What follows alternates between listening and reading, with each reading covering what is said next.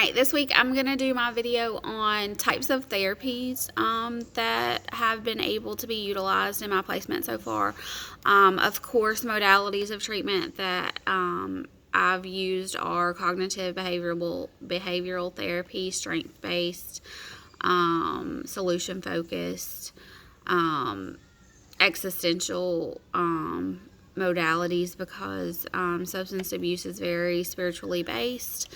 And but unique types of therapy that we've been able to use in our group are equine therapy. We have an equine therapist that is able to come out and work with them with the horses, which is it's really, really neat to see that type of therapy. And art therapy, which is also really neat. It's neat to see the interactions and how they can use an abstract way to express their feelings that's not just journaling or going to therapy and talking to someone. Music therapy is something that we use as well, which is also extremely neat to see how they can express themselves with different types of music, how different types of genres of music speak to people, and how it can vary drastically. I mean, we have people that express themselves with anger with like heavy rock music, but we also have those that express themselves with heavy rock music because they're happy or something's going well in their life, and that just speaks to them in a way that it doesn't speak to other people. So I think that's really neat, and it's really important to be diversified.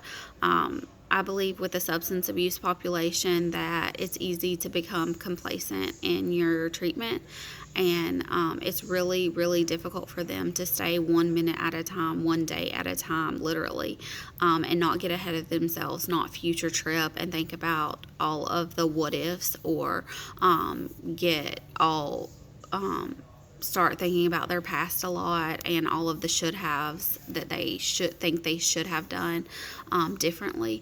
So staying in the present is really important, and getting them to understand and recognize and be cognizant of their feelings and emotions and how to express those things in different ways is really, really important for this population. I came into my placement wanting to do substance abuse because I had a bias towards it, and I was trying to be completely honest with myself to try to be the best therapist that I can be once I'm licensed, and I wanted to work through that bias. I thought that addiction was a choice, and that if you didn't want to be an addict anymore, you just didn't. And losing your kids or losing your family or all of that, like, how could somebody be in addiction and let all of that happen? But very early on, I was humbled and came to understand that addiction is a disease. It's not something people choose. It's something that they are born with. I mean, they're predisposed to having addiction, and it's not as easy as, okay, I have kids, I need to give that up. I need to give up my addiction because it's what's best for my kids. The addiction has complete power and control over the person. So having these therapies that reintroduce a person to a basic societal norm of this is how you can function, this is what you deserve, this is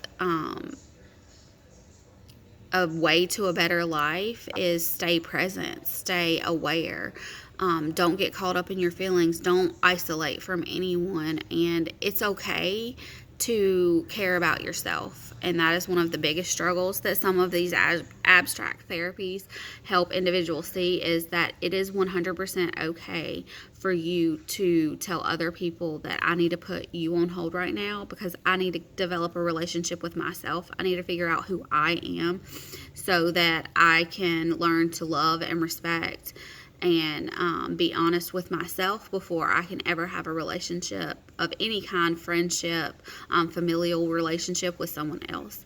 So what kind of other therapies other than basic modalities and frameworks that we've learned in grad school have you been able to use in your practice? And if you haven't been able to use anything different, what is something that you would be interested in doing or learning about in the future?